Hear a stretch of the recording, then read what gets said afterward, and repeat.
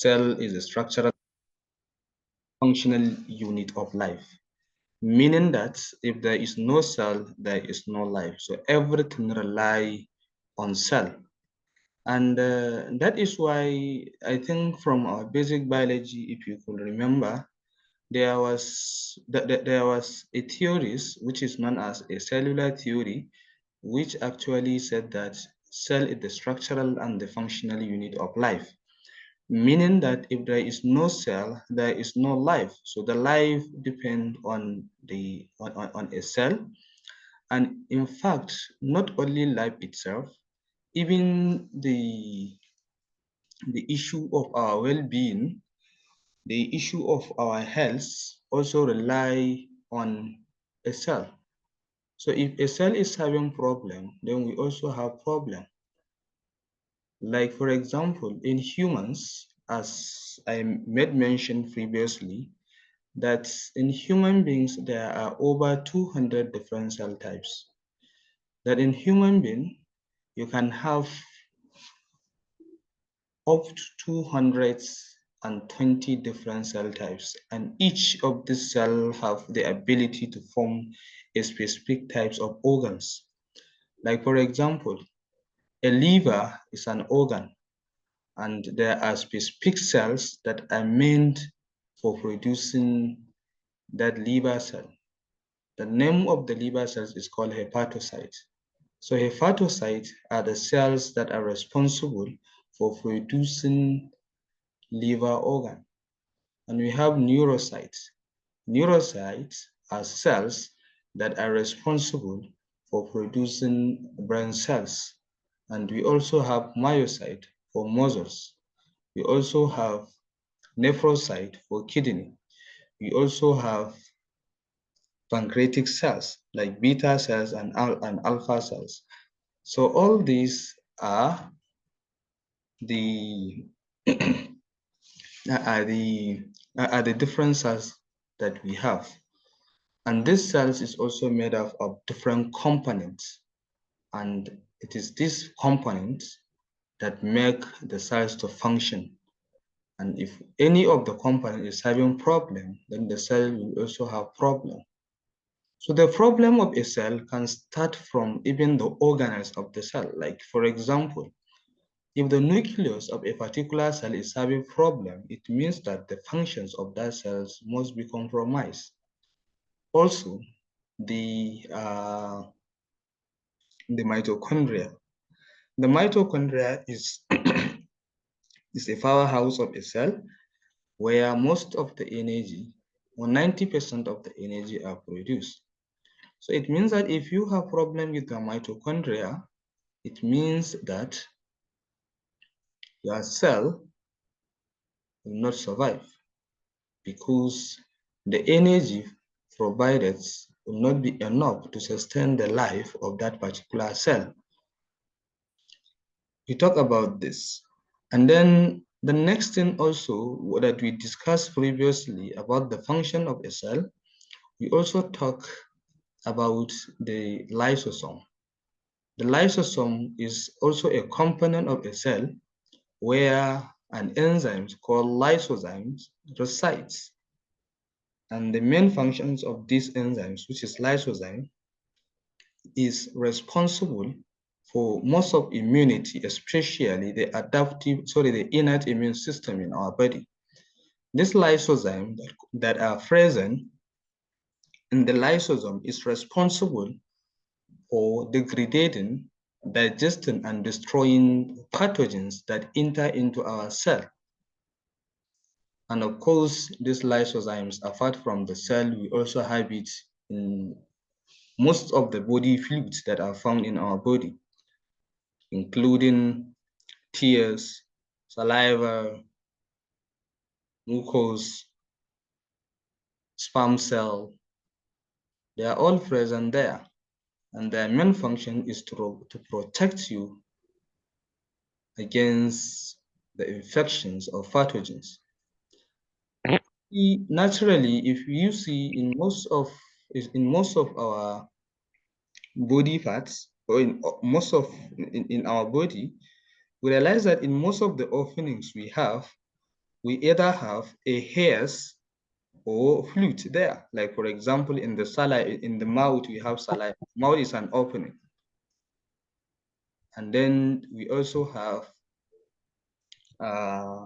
in our nose, we have mucus and we have hairs. In our eyes, we have tears and hairs.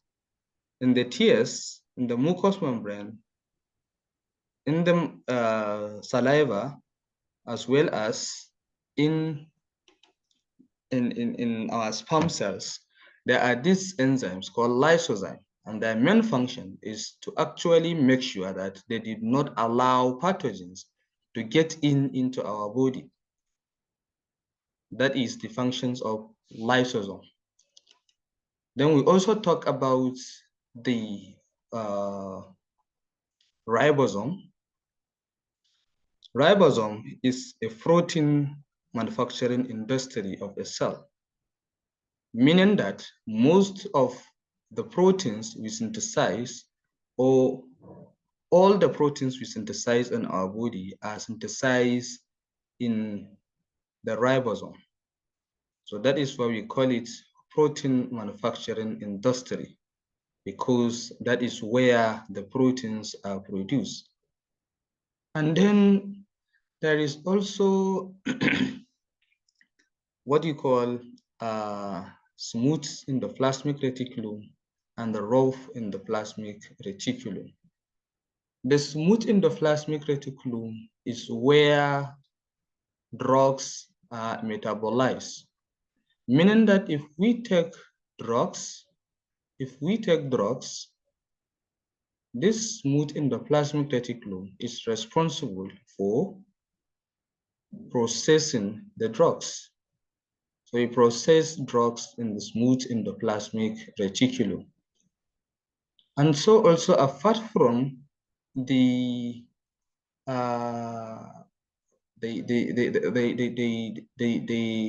metabolism of xenobiotics, because when we said xenobiotics, it means any foreign substances that get into your body is called xenobiotics.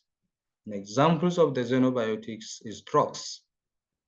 And then so also after this, the smooth endoplasmic reticulum also have another function. It's also responsible for processing, packaging of the proteins that are synthesized by the ribosome. Meaning that when we synthesize protein, the ribosome that synthesizes the proteins will actually transport that proteins into smooth endoplasmic reticulum, where the proteins will be processed and then packaged. It will be processed and then packaged. Okay, then now for today's discussion, we are going to talk more on the functions of the plasma membrane. The other name for the plasma membrane is also called cell membrane. And this cell membrane is made up of different components. The cell membrane is made up of different components. There are things that make the membrane to be membrane. And this component, we have number one, we have what you call carbohydrates. So we should all put this at the back of our mind that in the cell membrane, we have carbohydrate as one of the components. Then the next one, we also have phospholipid, which is also another component. That is phospholipid bilayer. Bilayer means two layers. So there is phospholipid bilayer, meaning that the bilayer is actually the nature of the membrane. But phospholipids is a lipid that is also found in the cell membrane. So it means that number one, we have carbohydrates, and then number two, we have what you call phospholipids. But the phospholipid bilayer is the nature of the lipid. You see, this is one of the layer, and this is also one of the layer. That is why it's called lipid bilayer. And then the next thing, we also have protein. And after protein, we also have fatty acids, fatty acid tail. This is what we call fatty acid tail. If you look at this, these are the fatty acid tails. They are the fatty acid tail. So in the phospholipid is made of two components. It's made of two components. And the first component is the lipid, it's the fatty acid tail, is the fatty acid tail, which looks like this. And then the next one is also the polar head, that is phosphate head, the one that looks like this. Okay. And then, so as I said, that there are proteins, but you can have a case, you see, this is a carbohydrate and this is a protein. So you can have a cases where you will have the carbohydrate bonded to proteins. Look at it. If you can now look at this one from here, you can see that this is a protein and this is a carbohydrate. So when you have carbohydrate and proteins joined together, we call it glycoprotein. We call it glycoprotein. When you have the protein and carbohydrate together, we call it glycoproteins. And then when you have lipids, like for example, this is a lipid, this one is lipid, and this is carbohydrate. And of course, we call it, if you have lipid and carbohydrates, then we call it glycolipids. Glycolipid is when you have carbohydrates and proteins. The word glyco means sugar or carbohydrate.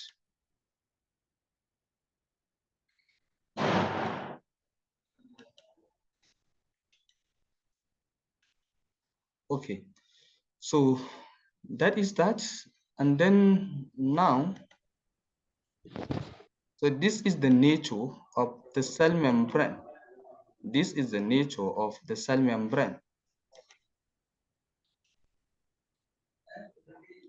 So now, gateway to the cell. Gateway to the cell. A plasma membrane is a gateway to the cell. If you want to get into the cell, you must cross the cell membrane. So it's like it is the door that will allow you to get in or out of the cell. So that is the meaning of gateway to the cell.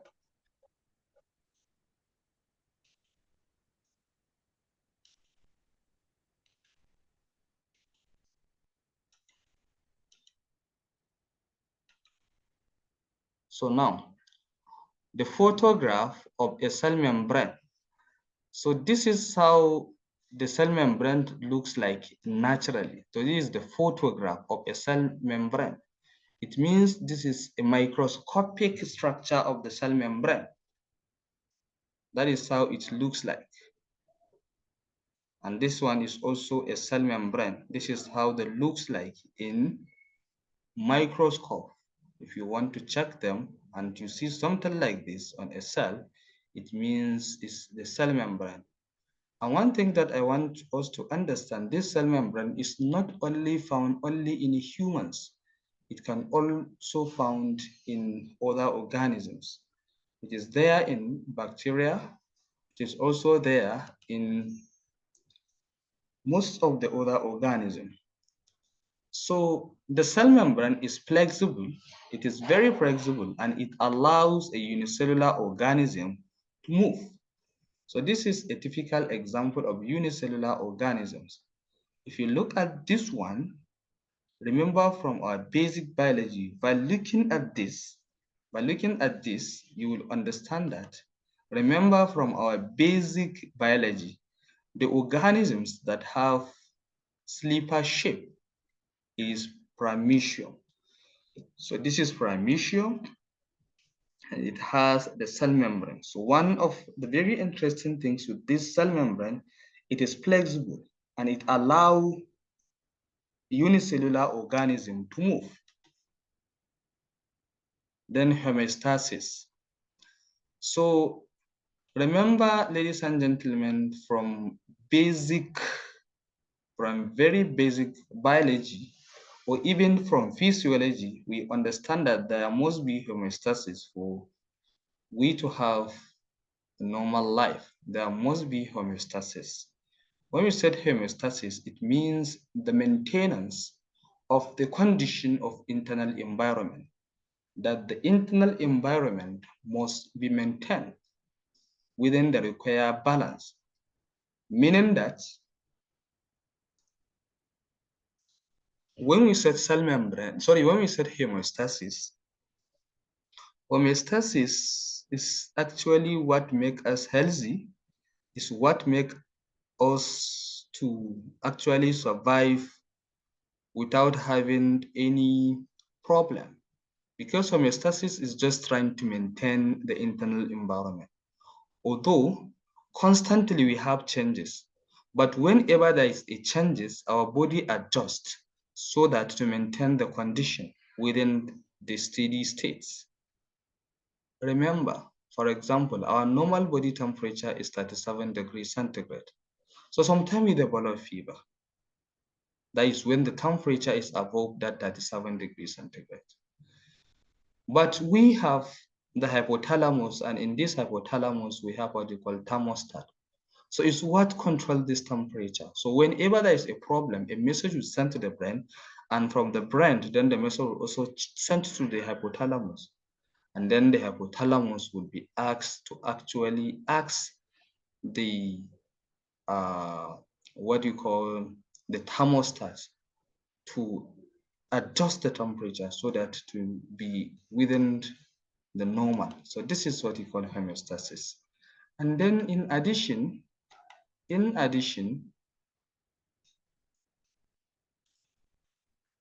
so this maintenance of the internal condition of a cell, it's also called equilibrium. It's also called equilibrium. The word equilibrium means equal. So it must be balanced, it must be equal. So this equilibrium is maintained by the plasma membrane by controlling what enters and leaves the cell.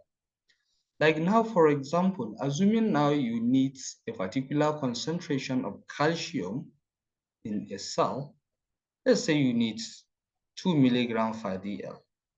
And then maybe the normal one, the normal, or maybe the standard, the standard concentration of the calcium is 2.5 milligram per dl. And now you have the calcium, maybe in the cell, to be around, let's say, 5 milligram per dl. So you see the concentration is high. So the plasma membrane will be the one to try as much as possible to exit, that is to excrete some of those concentration of the magnesium out of the cell.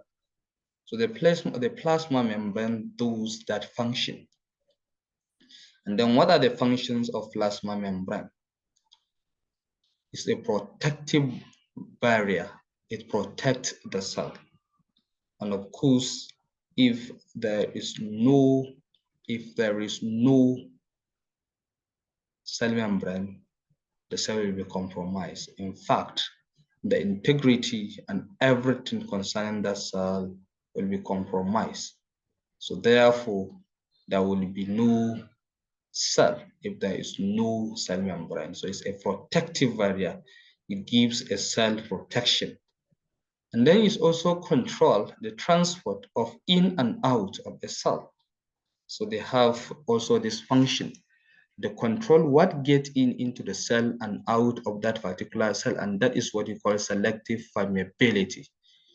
Because of the component of the cell membrane is what make the plasma membrane to be selective permeable, meaning that it allows some material to get in and out, and this is due to those components that I mentioned: carbohydrate, glycoproteins, glycolipids, and proteins that are found in that membrane. And then The next thing after this is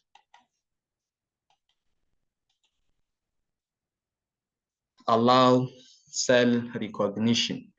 So the plasma membrane have the ability to recognize a cell, and this is actually due to the presence of some receptors that are found on the surface of these cells. There are some cells that, for example now, if a particular pathogens it intend to actually affect your cell, it actually starts from the receptor. So the receptor on the surface of that cell must recognize it. So cellular recognition is actually due to the presence of those protein components. Ladies and gentlemen, this my Zoom is not the upgraded version. So we are now going to log out and log in at the same time.